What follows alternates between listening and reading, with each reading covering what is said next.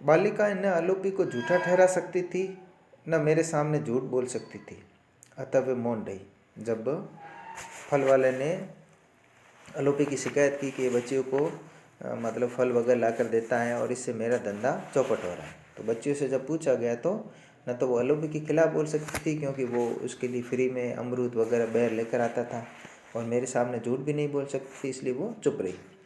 मेरे उचित अनुचित संबंधी व्याख्यान के उत्तर में आलोपी ने मैली पिछोरी के छोर से धुंधली आंखें पोंछते, मतलब आंसू निकालने का ड्रामा करते हुए पोंछते बताया कि उसकी एक 8-9 साल की चचेरी बहन मर चुकी है। इन बालिकाओं के स्वर में उसे बहन की भ्रांति होने लगती है, यानी ये उसकी बहन जैसी है, इसलिए वो उनको फ्री में ऐसे फ्रूट वगैरह ला कर देता है।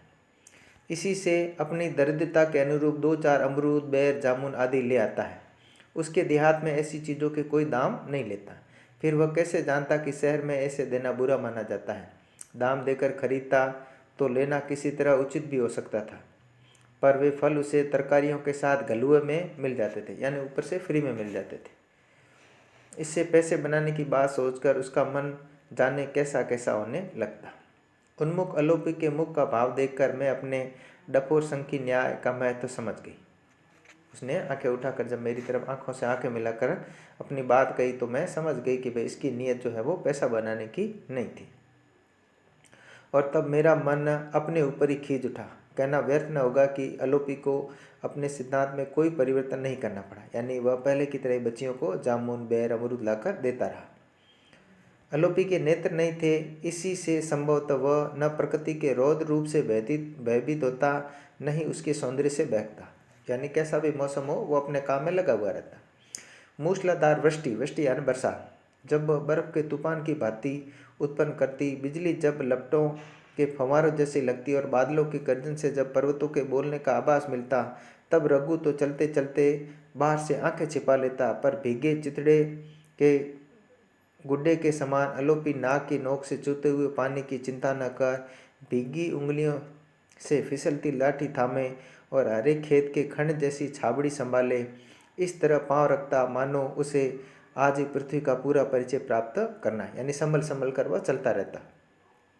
एक बार भी कीचड़ पर पैर पड़ जाने पर रघु की खैर नहीं थी, यानी अगर रास्ता गलत होता है, बीच में कीचड़ आ जाता, गड्ढा आ जाता, तो वो रघु को डांटता था, क्योंकि आलोपी आँख वाले के पद प्रदर्शन में ऐसी भूल अक्षम्य, यानी जिसको क्षमा नहीं किया जा सके, समझता था। जब शीत बर्फीले तारों का व्यू सा रस देती और पक्षाघात की सांस जैसी हवा बहती, तब रघु पतले कुर्ते में मिर्गी के रोगी के समान हिलता और दांत बजाता चलता। तब आलोपी सारी शक्ति से ठिठुरे होठों के कपाट बंद किए और सर्दी के नीले नाखून और एड़ी उंगलियों वाले पैरों को तोल तोल कर रखता हुआ आता। ग्रीष्म में जब धूल ऐसी जान पड़ती मानो कोई पृथ्वी को पीस पीस कर उड़ाए दे रहा है और लू जलते हुए व्यक्ति की तरह चित्कार करती, उस कोने से उस कोने से दौड़ती फिरती, तब हाथों में आंखों पर ओट लिए हुए रघु के जल्दी जल्दी उठते पैर मुझे भाड़ में नाचते हुए दानों का स्मरण कराते। चने वगैरह भूनते हैं तब वो उछलते हैं, तो वैसे वो उछल उछल कर चलता था। जब पर आलोपी पलके मूंद कर आंखों के अंधकार को भीतर ही बंदी बनाता हुआ अपने हर पैर को इतनी धीरता से जलती धरती पर रखता मानो उसके हृदय का ताप नापता हो। बसंत हो या होली, दशहरा हो या दिवाली, आलोपी के नियम में कोई व्यतिक्रम नहीं देखा गया, यानी कोई बदलाव नहीं देखा गया। एक बार जब अपनी लंबी अकर्मण्यता पर लज्जित हमारे हिंदू मुस्लिम भाई वीरता की प्रतियोगिता में सक्रिय भाग लेते, यानी उनके बीच हिंदू मुस्लिम दंगा हो गया था शहर में, तब आलोपी पहले से दुगनी बड़ी डलिया में न जाने क्या क्या भरे और एक बड़ी सी गठरी रघु की पीठ पर भी लादे सुनसान रास्ते से आप पहुंचा। यानी इतनी खतरनाक स्थिति में भी जब कर्फ्यू वगैरह लगा हो तो भी वो उसके लिए सब्जियां लेकर आ गया। उसके दुस्साहस ने मुझे विस्मित न करके क्रोधित कर दिया। मैं गुस्सा हुई कि भाई इससे तुम्हारी जान को जोखिम हो सकता था। तुम हृदय के भी अंधे हो, ऐसी अंधेरी गलियों में प्राण देखकर कुछ स्वर्ग नहीं पहुंच जाओगे। आदि आदि स्वागत वचनों के उत्तर में आलोपी बैंगन लौकी टटोलने लगा। मेरे आंगन में तरकारियों का टीला निर्मित कर वह वैसे ही मूक भाव से छात्रावास की ओर चल दिया। वहाँ से लौटकर जब वह सुख की आंखें पहुँचता और ठिठकता सा सामने आ खड़ा हुआ, तब मेरा क्रोध बरसकर मिट चुका था, यानी मेरा गुस्सा कम हो गया था और मन में ममता की सजलता व्याप्ति कि इसको अभी भी मेरी कितनी चिंता है। मेरे कंठ में आश्वस्त का स्वर पहचान कर उसने रुक रुक कर बताया कि वह 2 दिन के लिए तरकारियाँ ले आया है। मैट्रन से यह ज्ञात हो गया कि उसके भंडार घर में अचार समाप्त हो चुके हैं और बड़ियों में फफूंदी लग गई है। केवल दाल से ही तो अलोपी जैसे व्यक्ति ही रोटी खा सकते हैं। अतः यह देहात से यह सब खरीद कर बेचता बेचता यहाँ आ पहुँचा। उस बिना आँखों वाले आदमी को कौन सताएगा, पर जब मेरी आज्ञा नहीं है तब वह घर से बाहर पैर नहीं रख सकता। अगले 2 दिनों के लिए चिंता नहीं है, फिर तब तक यह झगड़ा समाप्त हो जाएगा। यानी 2 दिनों के लिए वो उसके लिए सब्जी तरकारी की व्यवस्था करके चला गया। अलोपी को ऐसे समय भी रोक पाना संभव न हो सका, क्योंकि बूढ़ी माँ की रक्षा का भार उस पर था। वह चाहती थी कि वो यहीं रुक जाए, लेकिन उसने कहा नहीं, पीछे मेरी बूढ़ी माँ है, इसलिए तरकारियाँ देकर वह घर चला गया। मैं बरामदे में हूँ या नहीं अलोपी देख नहीं सकता था, पर ऐसा कभी नहीं हुआ कि उसने आते जाते उस दिशा में नमस्कार न किया हो। अनेक बार मैंने खाली डलियों के साथ नीम के नीचे बैठे अलोपी को भक्ति से बहुत मनोयोग पूर्वक बातें करते देखा। अकेला होता तो मतलब धर्म वगैरह की बातें करता रहता था। वार्तालाप का विषय भी कम महत्वपूर्ण नहीं रहता। मुझे करेला अच्छा लगता है या कटहल, अनार की फली पसंद है या सहजन की फली, मेथी का साग रुचिकर होता है या पालक का, मीठा नींबू लाभदायक है या संतरा, आदि प्रश्नों पर गंभीरता से वाद विवाद चलता। एक बार की घटना अपनी सुदृढ़ता में भी मेरे लिए गुरु है। ये प्रश्न बोर्ड में आ चुका है। ये इतनी सी लाइन ही दी हुई थी और पूछा था कि भाई महादेवी वर्मा यहाँ किस घटना का वर्णन कर रही है। मैं ज्वर से पीड़ित थी, यानी उसे बुखार हो गया था। कई दिनों तक बरामदे को नमस्कार कर अलोपी ने रघु से कहा, जान पड़ता है इस बार गुरुजी बहुत गुस्सा हो गई है। पहले की तरह कुछ पूछती ही नहीं, पर जब उसे ज्ञात हुआ कि बीमारी के कारण मैं बाहर नहीं आ सकती तो वह बहुत चिंतित हो उठा। दूसरे दिन संदेशा मिला कि अलोपी मुझे देखने की आज्ञा चाहता है। इतने कष्ट के समय भी मुझे हंसी आए बिना न रह सकी कि भाई मुझसे मिलकर ये क्या करेगा, मेरा इलाज तो कर नहीं सकता, ये डॉक्टर तो है नहीं। अंधा अलोपी असंख्य बार आज्ञा पाकर भी मुझसे देखने में समर्थ कैसे हो सकता, और वो अंधा है, मुझे देखेगा भी कैसे। पर अलोपी भीतर आया और नमस्कार कर टहलता टहलता दिल्ली के पास बैठ गया। फिर अपनी धुंधली शून्य आँखों की आर्द्रता यानी नमी बाँस से पहुँचकर पिछोरी मतलब उसकी जो कमर में गांठ होती है वो से एक छोर में लगी गांठ खोलते हुए उसने अपराधी की मुद्रा में बताया कि वह स्वयं जाकर अलोपी देवी की विभूति लाया, यानी राख लेकर आया। एक चुटकी जीभ पर रख दी जाए और एक माथे पर लगा दी जाए तो सब रोग दोष दूर हो जाए। गांव के लोग होते हैं, अंधविश्वासी होते हैं, तो उसने भी यही उपाय अपनाया। कहने की इच्छा हुई, जब देवी तुम्हारा ही पूरा ना कर सकी तब मेरा क्या करेगी। ये लाइन भी दी जा सकती है आपके। महादेवी वर्मा ने ऐसा क्यों कहा, क्योंकि जो अलोपी देवी थी ना, उसके पिता काची ने जब उसे आशीर्वाद स्वरूप अपने पुत्र की प्राप्ति चाहिए तो उसे भी ठीक नहीं किया, यानी पूरा उत्पन्न नहीं किया, अंधा पैदा किया। जब तुम्हारा ही उसने भला नहीं किया तो वो मेरा भला कैसे करेगी। पर उसके वरदान की गंभीरता ने मुख से कुछ न निकलने दिया, यानी उसकी बात में चुपचाप सुनती रही। अलोपी देवी की दिव्यता प्रमाणित करने के लिए अलोपी दान का कर्तव्य में वज्र और ममता के मोम के समान हृदय ही पर्याप्त होना चाहिए। कुछ लोग होते हैं ना जिनको मतलब देवी देवताओं पर बहुत ज़्यादा विश्वास होता है, चाहे कोई कुछ भी कहे, तो वैसे उसे भी अलोपी देवी पर विश्वास था। उसके निकट उसका परिचय समूह स्वर के अतिरिक्त और कुछ नहीं हो सकता। उस व्यक्ति के प्रति इतनी सहानुभूति भूलने की वस्तु नहीं, यानी मैं देवताओं वगैरह में इनमें विश्वास नहीं करती थी, फिर भी वो मेरे बारे में इतनी चिंता करता है, तो ये जानकर मुझे अच्छा लगा। अलोपी को हमारे यहाँ 3रा वर्ष चल रहा था, यानी 3 साल हो गए। इतना कुछ बड़ा सा कंकाल कुर्ते से सज गया। अब उसका जो पहले फटे कपड़े पहनता था ना, उसकी जगह वो कुर्ता पहनने लगा। सिर पर तब तक साफा सुशोभित होने लगा और ऊंची धोती कुछ नीचे सरक आई। साधारणतः महीने के 70 रुपये से कुछ अधिक की साग तरकारियाँ आती थी। दाम चुकाकर और रघु को देकर भी अलोपी के पास इतना बच जाता था जिसमें वह सज्जलता व्याप्त थी, अपनी माँ के साथ सुख से रह सके। और एक दिन तो रघु ने हंसते हंसते बताया कि दादा का रुपया उसकी माई गाड़ कर रखने लगी, यानी बचाने के बाद उसको ज़मीन में मतलब जो बच जाता है उसको ज़मीन में मतलब बचत करके रखने लगी है। अलोपी के अंधेरे जीवन का उपसंहार, जैसे आप निबंध वगैरह लिखते हो तो उसमें उस उपसंहार।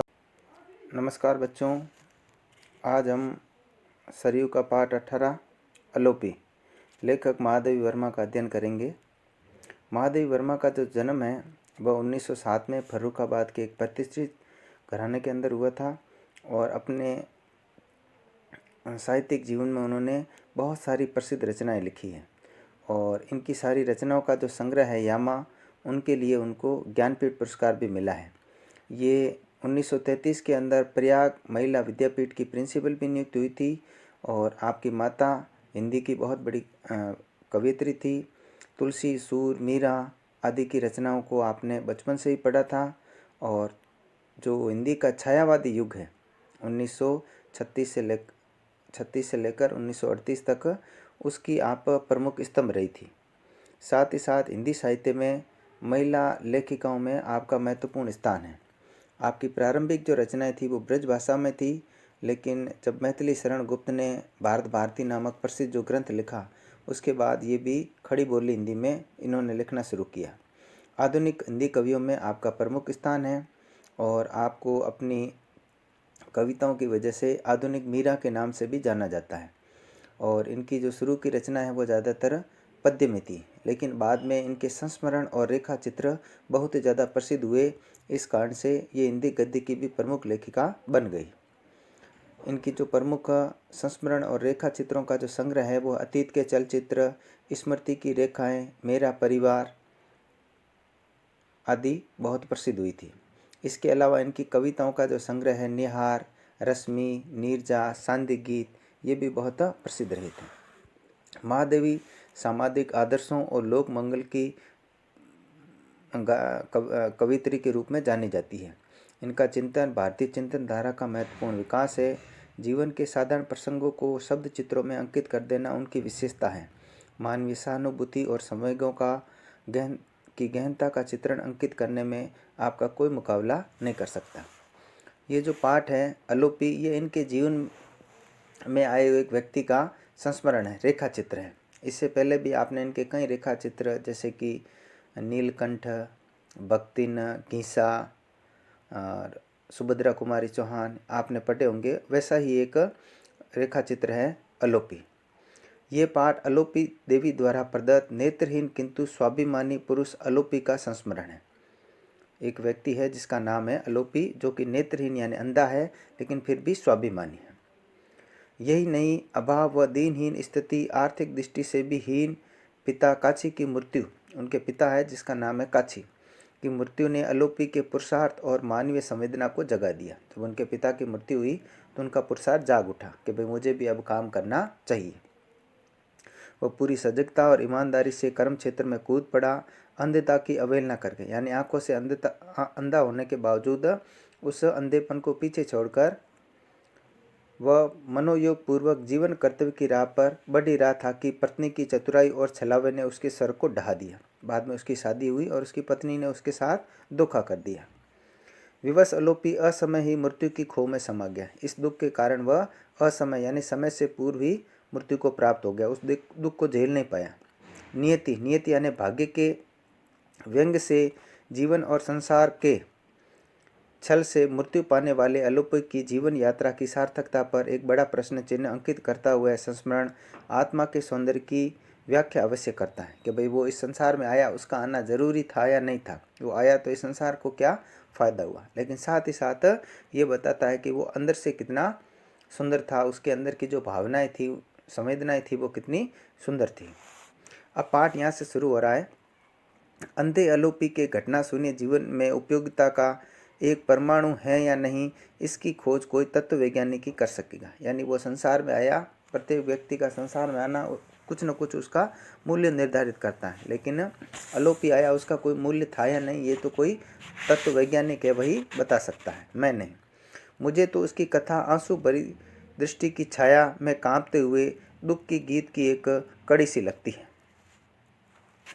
मैंने कब उसे देखा, यह कहानी भी उसी के समान अपनी विचित्रता में करुण है। यानी मेरी पहली जब अलोपी से भेंट हुई, वो भी अपने आप में करुण यानी करुणा उत्पन्न करती है, दुख उत्पन्न करता है। वैशाख नए गायक के समान अग्नि वीणा पर एक से एक लंबा आलाप लेकर संसार को विस्मित कर देना चाहता था। वैशाख का महीना था तो तेज गर्मी पड़ रही थी, लूएं चल रही थी, तो वो एक अग्निबाण के समान पूरे संसार में अपना तेज फैला रही थी। मेरा छोटा घर गर्मी की दृष्टि से कुंभार का देहाती आवा बन रहा था। देहाती मतलब गांव का, आवा मतलब भट्टी, चूल्हा। और हवा से खुलते बंद होते खिड़की दरवाजों के कोलाहल के कारण आधुनिक कारखाने की भ्रांति उत्पन्न करता था। ऐसा लग रहा था जैसा मेरा पूरा घर जो है वो एक कारखाना है, क्योंकि खिड़की और दरवाजे हवा से टकराने के कारण बार बार आवाज़ कर रहे थे। मैं इस मुखर ज्वाला के उपयुक्त ही काम कर रही थी, अर्थात उत्तर पुस्तिकाओं में अंधाधुंध भरे ज्ञान अज्ञान की राशि को विवेक से तपा तपा कर ज्ञान कणों का मूल्य निश्चित कर रही थी। यानी वह अपने जो छात्र हैं उनकी कॉपियां चेक कर रही थी, उसमें उन्होंने कैसा लिखा था उसके अनुसार वो उनको नंबर दे रही थी। तो ये काम भी काफ़ी बोरियत भरा होता है और बाहर का मौसम भी काफ़ी बोरियत भरा था। हम लोग भी कैसे विचित्र हैं, जब बर्फ़, खस की टट्टी मतलब घास फूस की झोंपड़ी, बिजली के पंखे आदि अनेक कृत्रिम उपचारों से भी हम अपनी बुद्धि का पिघलना नहीं रोक सकते, तब दूसरों के ज्ञान की परीक्षा लेने बैठे। यानी बच्चों ने क्या लिखा होगा, उसके अंदर कितनी अक्ल है, उसको मापने बैठे। यदि मस्तिष्क ठीक स्थिति में हो तो कदाचित हम न्याय के लिए ऐसे अन्यायपरायण हो ही न सके। अन्याय मतलब अन्याय के प्रति या अन्य के प्रति निष्ठावान। तो मैं बच्चों की कॉपी जांच रही थी और मुझे समझ में नहीं आ रहा था कि इनके कॉपियों का मूल्य मैं कैसे निर्धारित करूं, कि उनमें कितनी बुद्धि है, कितना विवेक है। तीसरा पहर थके यात्रा के समान मानो ठहर ठहर कर बढ़ता चला जा रहा था। तीसरा पहर दोपहर का समय, दोपहर के बाद का समय, और मेरे हाथ तथा दृष्टि में पृष्ठों पर दौड़ने की प्रतियोगिता चल रही थी। हाथ भी तेजी से चल रहे थे और ज़्यादा से ज़्यादा कॉपियाँ जांचने का प्रयत्न कर रही थी। ऐसे अवसर पर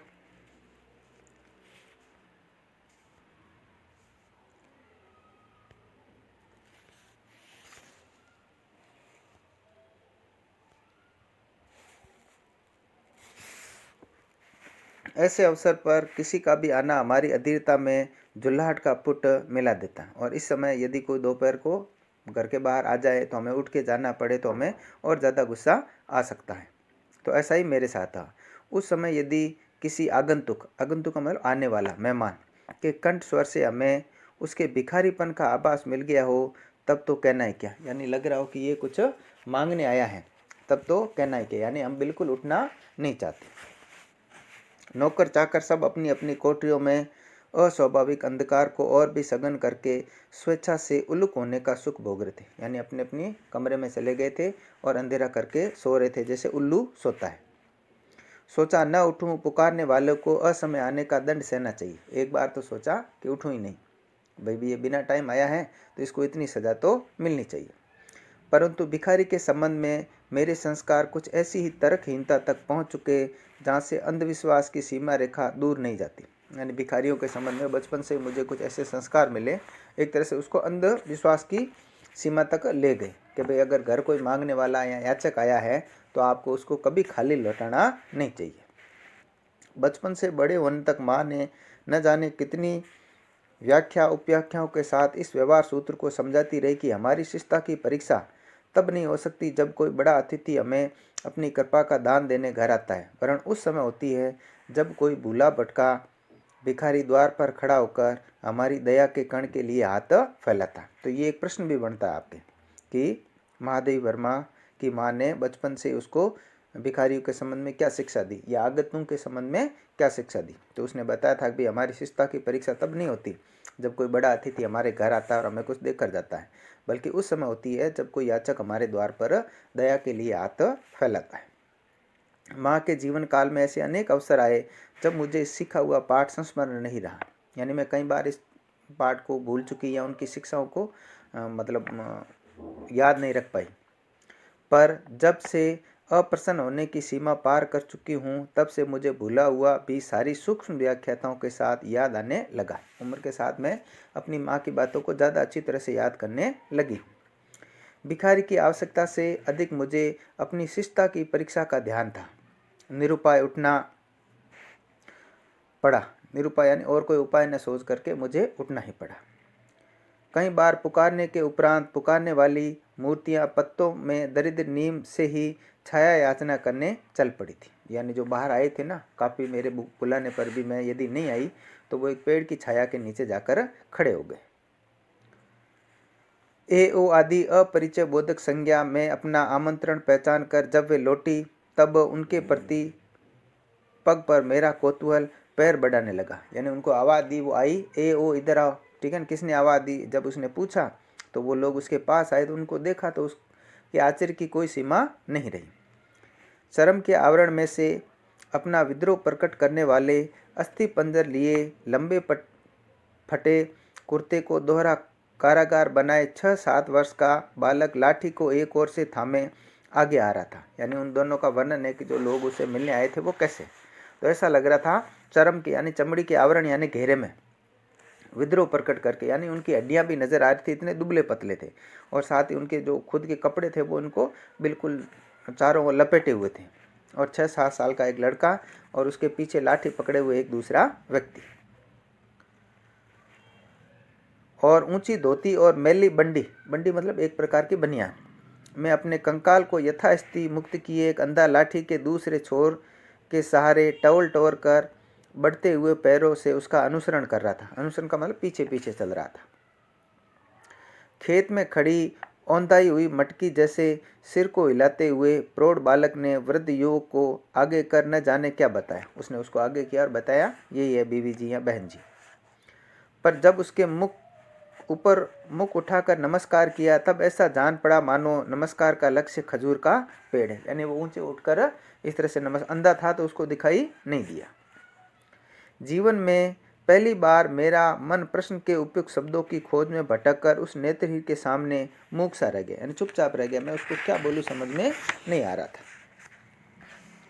धूल के कण के कपड़े और धूल भरे पैर तो थे ही, उस पर उसके छोटे छोटे बालों, चपटे से माथे, शिथिल पलकों की विरल यानी बिखरी हुई बरूनियाँ मतलब भौहें, बिखरी सी भौहें, सूखे पतले ओठों और कुछ ऊपर उठी हुई ठुड्डी पर राह की गर्द यानी धूल की एक परत इस तरह जम गई कि वो आधे सूखे क्ले मॉडल के अतिरिक्त और कुछ नहीं लगता। यानी जो मिट्टी के बर्तन आते हैं ना, बिल्कुल वैसे ही लग रहा था। ये यहाँ दूसरा प्रश्न बनता है कि महादेव वर्मा ने जब पहली बार अलोपी को देखा तो उसका वर्णन अपने शब्दों में कीजिए।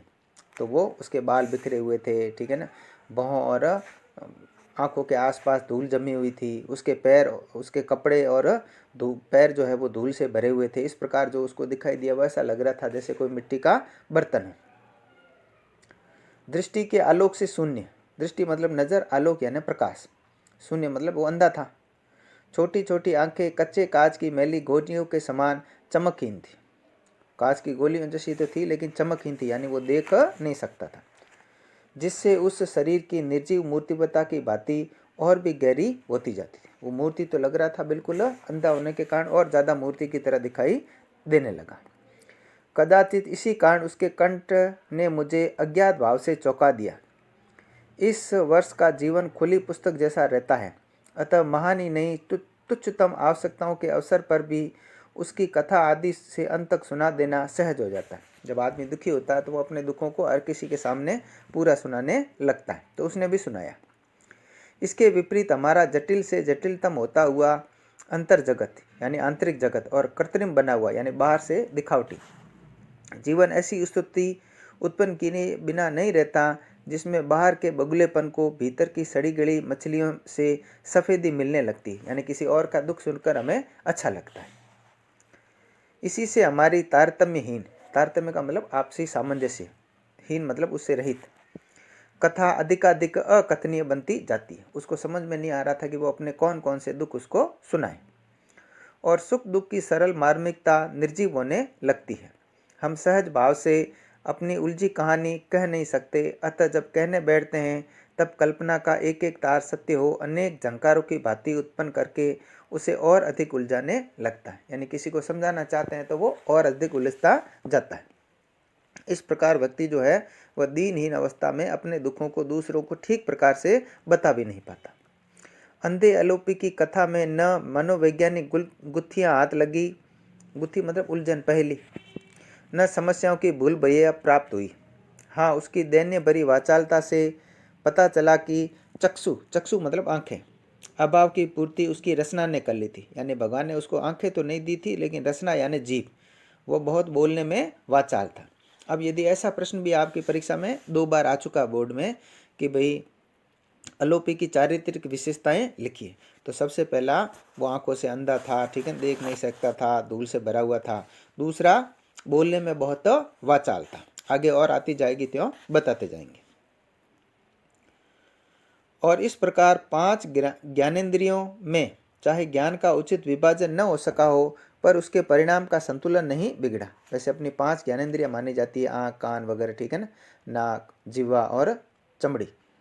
तो उसमें से उसके पास आंखें नहीं थी, लेकिन भगवान ने उसकी पूर्ति जो है वो दूसरी चीजें, मतलब उसकी वाचालता दे करके कर ली थी। उसने जब अपने बारे में बताया तो महादेवी वर्मा बता रही है कि उसका पिता काछी कुलावंतस रहा, यानी कुल को आगे बढ़ाने से वंचित रह गया, यानी उसकी कोई औलाद नहीं थी। बहुत दिनों तक वह अपने भावी वंशधर की प्रतीक्षा करने के उपरांत उसे याचक के रूप में अलोपी देवी के द्वार पर उपस्थित होना पड़ा। उनके आसपास कोई देवी थी जिसका नाम है अलोपी, और उसके द्वार पर गया और अपने वंश को आगे बढ़ाने के लिए संतान की इच्छा व्यक्त की। अलोपी देवी कदाचित उस उदार सूम के समान थी।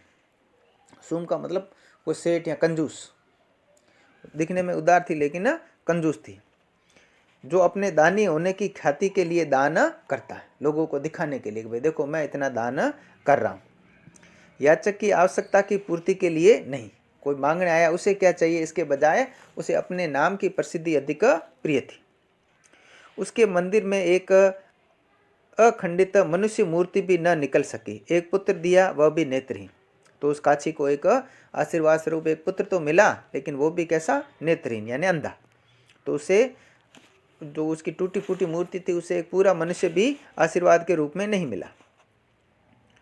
माँ बाप ने उसके दान को उन्हीं के चरणों में फेंक आने की कृतज्ञता का मतलब किए हुए उपकार को नहीं मानना, तो ऐसा उन्होंने नहीं किया, तो नहीं दिखाई। पर उसकी कर्पणता यानी कंजूसी की घोषणा अन्य याचकों को सावधान करने के लिए उसका नाम रखा अलोपी दीन मतलब गरीब, कि अलोपी देवी जो है वो इतनी गरीब है कि मुझे एक पूरा पुत्र भी नहीं दिया, कोई और व्यक्ति आकर इसे याचना मत करना। तो इस तरह ने उन्होंने अलोपी देवी के नाम पर ही अपने पुत्र का नाम अलोपी दीन रख दिया। अलोपी अब 23 वर्ष का हो चुका है। जिस समय वह पाठ की लेखिका के सामने पहुंचा है, उस समय उसकी उम्र जो है वो 23 साल की है। और काछी पिता अंधे पुत्र से पितृ का ब्याज मात्र चुकाकर मूल को उस अपनी सेवा से चुकाने के लिए पितरों के दरबार में चला गया। यानी ठीक तरह से उसका पुत्र उसकी सेवा भी नहीं कर पाया, उससे पहले ही वह भगवान को प्यारा हो गया, उसकी मृत्यु हो गई। माँ तरकारियाँ लेकर फेरी लगाती, यानी घर घर में जाकर सब्जियां बेचा करती थी। पर पुत्र को अच्छा न लगता कि जवान आदमी बैठा रहे और बुढ़िया मर मर के कमाए। अब ये उसकी दूसरी विशेषता है कि वह पुरुषार्थी था। जब उसने देखा ना कि उसकी माँ सब्जियां बेचने जाती है, तो उसके मन में ये आया कि भाई माँ इस तरह से काम करे, इससे अच्छा है मैं काम करूं। उसी से साग तरकारियों के तत्ववेता का मतलब बहुत ही बारीकी से जानने वाला, ताऊ से वहाँ की चर्चा सुन वह काम की खोज में निकल पड़ा। ऐसे आश्चर्य से मेरा साक्षात कभी नहीं हुआ। उसने अपनी कहानी बताई ना, तो ये महादेवी वर्मा को पता चला। तो ऐसे अचंभे से मेरा कभी आमना सामना नहीं हुआ था। जीवन से अनजान किशोरों की संख्या कम नहीं, जो सुख साधनों के लिए उस माँ से झगड़ते हैं जिसकी उंगलियों की पोर सिलाई करते करते छलनी हो चुके हैं। कि कई ऐसे नौजवान हैं जिनकी माएँ जो है वो बड़ी मुश्किल से मतलब सिलाई वगैरह करके परिवार चलाती है और बच्चे कुछ भी नहीं करते। और कुल वधुओं के समान आंसू पीने वाले युवकों का अभाव नहीं है। और कुछ तो ऐसे नौजवान होते हैं जो बात बात पर औरतों की तरह रोने भी लग जाते हैं, किस्मत को दोष देते हैं। जिसका पौरुष न दरिद्र पिता का सब कुछ छीन लेने से कुंठित हो जाता है, न भिक्षावर्ती से मूर्छित। यानी कई लोग तो मतलब भीख तक मांगने लगते हैं, लेकिन कोई काम नहीं करते, बिल्कुल हट्टे कट्टे और शारीरिक रूप से स्वस्थ होने के बावजूद। लेकिन ये बेचारा अंधा है तो भी काम की तलाश में निकल पड़ा है। तो उसका एक और गुण यहाँ मिलता है कि वो स्वाभिमानी भी है। अपनी पराजय को विजय मानने वाले ऐसे पुरुषों से भी समाज शून्य नहीं है, जो छोटे बच्चों को छोड़कर दिन भर परिश्रम करने वाली पत्नियों के उपार्जित यानी कमाए हुए पैसों से सिनेमा घरों की शोभा बढ़ाते हैं। उनकी औरतें जो है वो दिन भर काम करती है और उसी से पैसे छीनकर वो सिनेमा चले जाते हैं, शराब वगैरह पीते हैं। लेकिन साधारणतः आज के पुरुष का पुरुषार्थ विलाप है। साधारणतः शब्दों में कहे तो आज के पुरुष का सबसे बड़ा जो पुरुषार्थ है वो क्या है? विलाप यानी रोना है। वो अपनी किस्मत को, अनेक चीज़ों को दोष देता है, लेकिन मेहनत करना नहीं चाहता। जितने प्रकार से जितनी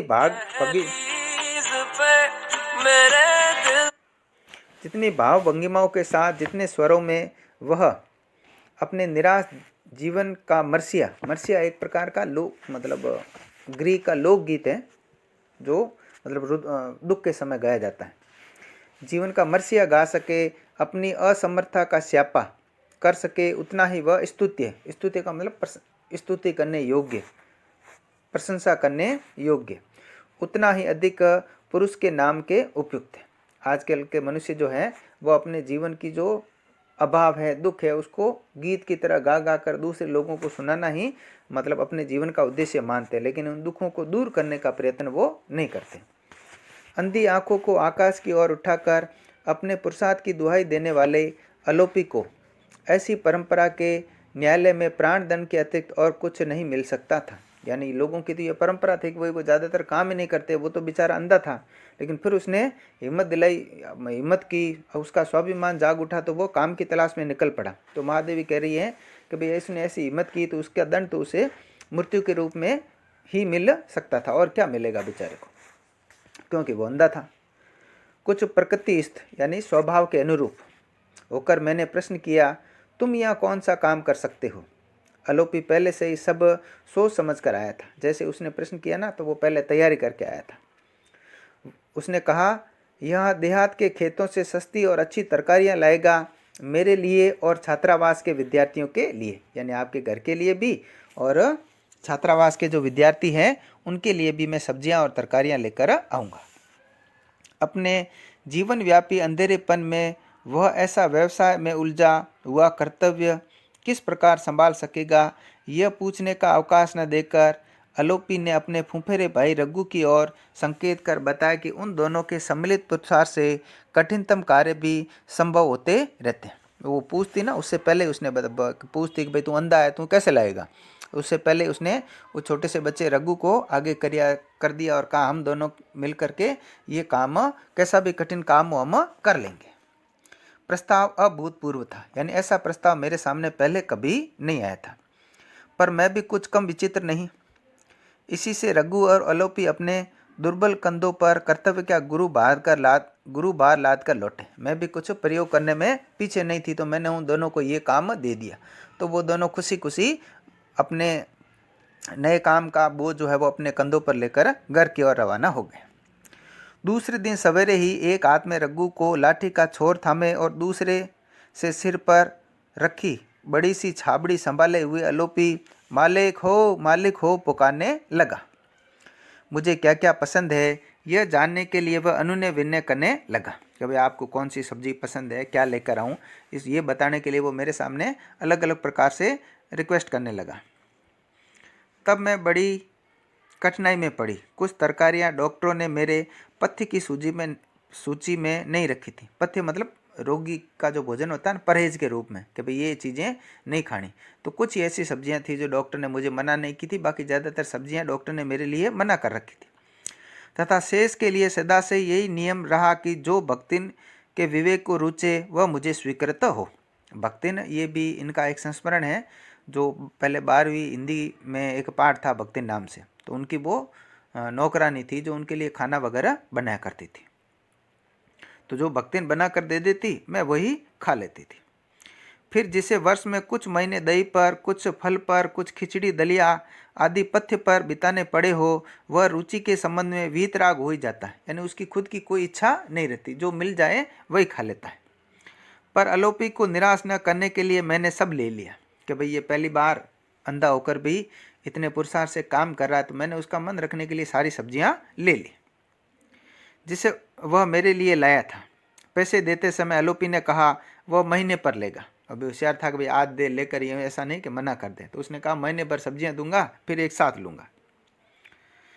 जब मैंने अपने भूल जाने की संभावना और हिसाब लिखने की विरक्ति की व्याख्या आरंभ की, तब उसने बहुत विश्वास के साथ समझाया कि वह 10 तक पहाड़े और पहली किताब के विद्वान ताऊ की सहायता से मेरा हिसाब ठीक रखेगा। यानी मैं हिसाब में ठीक ठाक आपको हिसाब बनाकर दे दूंगा, और मुझे पहाड़े वगैरह आते हैं, और मेरे एक ताऊ है, उनसे पूछकर मैं लिखता जाऊंगा। छात्रावास का यहाँ की मैट्रेन रखेगी, और छात्रावास में जो दूंगी, वहाँ पर जो छात्रावास में जो एक औरत जो है, जो वहाँ संभालने के लिए रखी है, सहायिका या वार्डन, वो वहाँ का हिसाब रख लेगी। वहाँ इस युगल मूर्ति को लेकर जो विनोदात्मक कोलाहल मचा, उसके संबंध में गिरा अन्य नयन बिनु बानी कहना ही ठीक होगा। यानी जब वो छात्रावास सब्जियां लेकर गया, तो वहाँ की लड़कियों ने मैट्रेन के बीच में जो दृश्य उत्पन्न हुआ, उसके बीच में तो जो अंधे गूंगा व्यक्ति और उसको कुछ मीठा खाने को दे दें, तो उसका वर्णन वो नहीं कर पाता है। ठीक है, तो बिल्कुल वैसा ही कोलाहल उत्पन्न हुआ होगा। पर 2-4 दिन में ही अलोपी सबकी ममता का पात्र बन गया। 2-4 दिन गया तो वहां सबसे घुल मिल गया। उसे जो स्वच्छंदता प्राप्त थी, वह दूसरे नौकरों को मिल ही नहीं सकती थी। यानी वो कहीं भी आ सकता था, किसी से भी बात कर लेता, बोल लेता, तो कोई बुरा नहीं मानता था। मेज के लिए आंगन के एक कोने में वह पैर फैलाकर बैठता और तोल कर लाई हुई तरकारियों को फिर वहां के बड़े तराजू पर तोलने लगता। उसका स्पर्श ज्ञान इतना बढ़ गया कि लौकी, कद्दू, कटहल आदि को हाथ में लेते ही वह उनका तोल बताता देता था। तुलाते तुलाते वह साग, तरकारियों के प्रकार और खेतों के संबंध में महाराजीन, बारी आदि को न जाने कितना ज्ञातव्य बताता चलता है। यानी खेतों के बारे में, फसलों के बारे में जानकारी जो होती थी ना, कि भाई कौन सी फसल किस मौसम में अच्छी होती है, इसके लिए कितना पानी चाहिए, कैसी मिट्टी चाहिए, उनके बारे में भी वो बताता जाता, क्योंकि वो स्वभाव से बहुत वाचाल था, ज़्यादा बोलने वाला। प्राय छोटी बालिकाएं उसे घेर कर चिड़िया की तरह चहकती ही रहती। उनके लिए वह अमरूद, बेर आदि भी लाने लगा। छोटी बच्चियों को पसंद होता है, तो वो उनके लिए ऐसी खाने की चीज़ें ले आता, जिसके दाम के संबंध में कुछ निश्चित रूप से नहीं कहा जा सकता कि वो उनसे पैसा लेता था या नहीं। एक दिन जब कॉलेज के फल वाले ने शिकायत की कि अंधा फल लाकर बच्चों को बांटता है, जिससे उसके व्यापार को हानि पहुंचेगी, एक जो फल वाला था उसने शिकायत कर दी। तब मैंने अलोपी से पूछा। उसने दांत से जीभ की नोक दबाकर सिर हिलाते हुए उत्तर दिया। उसका भावार्थ यह था कि दाम उसे मिल जाता है सब्जियां बेचने से, फिर वह स्कूल के समय तो आता नहीं, अतः फल लाने वाले को क्या हानि होगी। वह भी कुछ दुखों से भरा हुआ था। अलोपी के अंधेरे जीवन का उपसान भी कुछ कम अंधकारमय न हो, इसका समुचित प्रबंध विधाता कर चुका था। एक दिन मेरे निकट बैठकर अपने बालिकाएं ने अलोपी को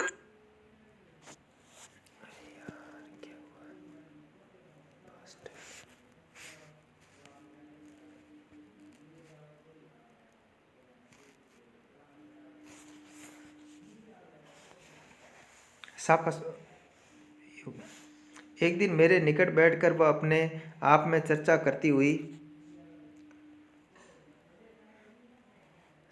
संसार चर्चा करती हुई भक्ति ने सुनाया कि अलोपी अपना घर बसा रहा है।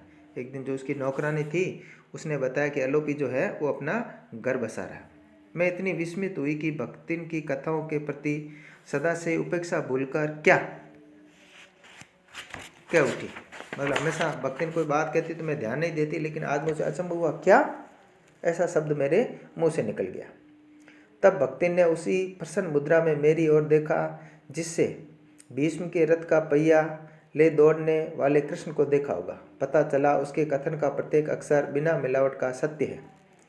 एक काचिन जो 2 पतियों को मुक्ति दिलाई, काची जाति की एक औरत, इससे पहले उसके 2 पति थे और दोनों स्वर्ग सिधार गए। अंधे के लिए स्वर्ग की रचना करना चाहती, यानी इस अंधे का घर बसाना चाहती है। पर अलोपी की माँ अपने वरदान से मिले पुत्र को एक बार फिर दान देना स्वीकार नहीं करती। अलोपी की माँ उस शादी के लिए राजी नहीं हुई। गर्मी की छुट्टियों के बाद लौटकर सुना कि अलोपी की माँ अलग रहने लगी और नई पत्नी ने आकर घर संभाल लिया। पत्नी और उसकी माँ के बीच में बनी नहीं, तो माँ अलग रहने लग गई और उसकी पत्नी ने उसका सारा घर है वो संभाल लिया। फिर एक बार उसे देखने का अवसर भी मिला। उसकी पत्नी कैसी है, हो सकता है कभी सब्जी देने उसके साथ आई। मझोले कद की, यानी न तो लंबी न ही बिल्कुल बोनी, सुगठित शरीर वाली प्रौढ़ा थी। देखने में साधारण सी लगी, पर उसके कंठ में ऐसा लोच और स्वर में ऐसी आत्मीयता भरा निमंत्रण था जो किसी को भी आकर्षित किए बिना नहीं रहता। और कुछ विशेष चमकदार आंखों में चालाकी के साथ साथ ऐसी कठोरता झलक जाती थी जो उस पर विश्वास करना असंभव नहीं तो कठिन अवश्य कर देती थी, कि आसानी से व्यक्ति उस पर विश्वास न करे। अलोपी उसे कंठ स्वर से ही जानता था, इसी से कदाचित वह विश्वास कर सका। अलोपी की आंखें थी नहीं, इसलिए उसकी आवाज़ बड़ी अच्छी थी, तो उसने उस पर विश्वास कर लिया और उससे शादी कर ली। रघु घर का भेदिया था, नारद की तरह इधर उधर की खबर लाने वाला। इसी से सब जान गए कि उसकी नई भोजी को रुपयों की चर्चा के अतिरिक्त और कोई चर्चा नहीं सुहाती, यानी वो हमेशा रुपये पैसे के बारे में पूछती रहती। कभी यह जानना चाहती है कि अलोपी ने गाढ़े दिन के लिए कुछ बचाया है या नहीं, कभी पूछती कि उसने पछेली और झुमके किस कोने में गाड़ कर रख दिए जाए, कि भाई उसके जो पैसे रखे हुए ना उसके साथ मेरे झुमके वगैरह भी रख दूँ तो बता वो कहाँ रखे हुए। अलोपी इस ढहते हुए स्वर्ग को 6 महीने रह सका, यानी उसकी शादी की उम्र 6 महीने रही। फिर सुना कि उसकी चतुर पत्नी सब कुछ लेकर उससे माया पास से सदा के लिए मुक्ति दे गई, यानी उसका जो बचा हुआ धन था ना, जहाँ इकट्ठा कर रखा था, वो उठाकर लेकर चली गई। वह बेचारा तो कई दिन तक विश्वास ही नहीं कर सका। खुद गड्ढे को टवल टवल कर देखता और फिर दीवार पर बैठकर उसकी प्रतीक्षा करने लगता कि हो सकता है वो वापस आ जाए। जब परोपकारी पड़ोसियों ने उसके विश्वास की शिला की युक्तियों को एक एक मर्म भेदी सुरंगों से उड़ा दिया कि भाई वो अब नहीं आएगी, तो क्यों इंतजार कर रहा है, उसने तेरे साथ धोखा कर दिया, तब वह बीमार पड़ गया। पर निरंतर कर्म योग में दीक्षित पुलिस को यह शुभ समाचार देने की चर्चा करते ही वह प्रशांत निराशा भरी दृढ़ता से कहता, अपनी स्त्री का हुलिया लिखवाकर पकड़ मंगाना नीच का काम है। अलोपी कुछ अच्छा होने पर आने लगा, पर उसमें पहले जैसा जीवन नहीं रह गया। पहले की तरह वो ज़्यादा बोलना बात करना वो नहीं रह गया, बिल्कुल मरा मरा सा और गुमसुम रहने लगा। पैर घसीट घसीट कर चलता, हाथ में लाठी छूट पड़ती। एक बार मेरे बरामदे की दिशा में नमस्कार करते समय छाबड़ी नीचे आ रही। अलोपी ने सब साहस, पूर्ण उत्साह, समस्त आत्मविश्वास को संसार का एक विश्वासघात निकल गया जो उसकी पत्नी ने उसके साथ किया। यह सत्य होने पर भी कल्पना जैसा जान पड़ता था, उसको अभी तक विश्वास नहीं हो रहा था। अंधे का दुख गूंगा होकर आया, यानी वो आंखों से तो देख नहीं सकता था, लेकिन अब उसका दुख है वो उसके लिए गूंगा, यानी पहले वो बहुत बोलता था, वाचाल था, लेकिन अब उसने बोलना भी बहुत कम कर दिया, अपना दुख किसी को बताता भी नहीं था। अतः सांत्वना देने वाले उसके हृदय तक पहुँचने का मार्ग ही नहीं पा सके। मेरे बोलते ही वह लज्जा से इस तरह सिकुड़ जाता मानो उसके चारों ओर ओले बरस रहे। मैं पूछती तो उसको और ज़्यादा लज्जा आती। इसी से विशेष कुछ कह सुनकर उसका शंका जनित कष्ट बढ़ाना जैसे उचित न समझा, इसलिए मैं ज़्यादा उससे बात नहीं करती या पूछती नहीं थी। पर अपने अपराध से अनजान और अकारण दंड की कठोरता से अवाक बालक जैसे अलोपी के चारों ओर जो अंधेरी छाया गिर रही थी, उसने मुझे चिंतित कर दिया। मैं मतलब कि ये आदमी इस तरह से अंदर ही अंदर घुट रहा है और इसका कुछ बुरा न हो जाए, इसके बारे में मुझे चिंता होने लगी। उसकी माँ मानता से प्राप्त अंधे पुत्र का सब अपराध भूल गई। बड़ी मेहनतों से तो प्राप्त हुआ, तो बेटे से जो गलती हुई माँ ने माफ़ कर दी। पर हठी पुत्र अपने आप को क्षमा नहीं किया, अतः दोनों का करुण मधुर अतीत फिर न लौट सका। जैसे माँ बेटा पहले बात करते थे, अब नहीं होती। मैं दशहरे का अवकाश घर पर ही बिता रही थी। अलोपी एक दिन तरकारियां देकर संध्या समय तक मैस में ही बैठा रहा। कभी बड़ी ममता से तराजू को छूकर देखता, कभी बड़े स्नेह से पूसी मतलब एक बिल्ली का नाम है, धनुषाकार पीठ को सहलाता और कभी विनोद से छोटी बालिकाओं को चिढ़ाने लगता। मेरी कुत्ती फ्लोरा को अपनी बिछोरी में बंधे मुरमुरे देकर, हिरनी सोना को मूली पत्ते खिलाकर और मेरे बरामदे को नमस्कार कर जो गया, वापस नहीं लौटा। तीसरे दिन रोने से सूजी आंखों वाले रघु ने समाचार दिया कि उसका अंधा दादा बिना उसे साथ ली न जाने किस अज्ञात लोक की महायात्रा पर चल पड़ा, यानी अलोपी है, उसकी मृत्यु हो गई। ऐसे ही अचानक तो वह आ पहुंचा था। इसी से विश्वास होता है कि वह बिना भटके अपने गंतव्य तक पहुंच जाएगा। ये प्रश्न भी एक बार आ चुका है। लेखिका ने ऐसा क्यों कहा? क्योंकि वो अचानक ही अंधा था और काम की तलाश में ऐसा आया था और अपने काम में रास्ते में कभी भटका नहीं। तो वैसे ही अगर